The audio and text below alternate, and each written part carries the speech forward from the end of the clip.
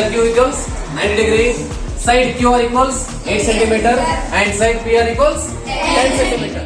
8 centimeter. Next, we are going to construct a mark of right angle. Right angle means how much degree? 90 degree. Angle.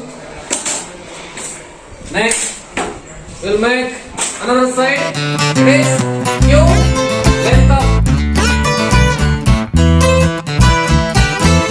PR equals 10 centimeter. Here PQ.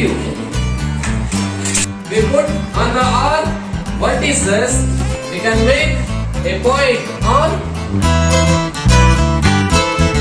line. Finally, angle Q equals 1 degree. Side PR equals. Finally, angle PQR equals 90 degree. Get up, Parshita. What is the angle Q? What is the value of angle Q? 90 degree. Good. Next, Suyog. Stand up. What is the measurement of side QR? 8 centimeter. Sit up. Next.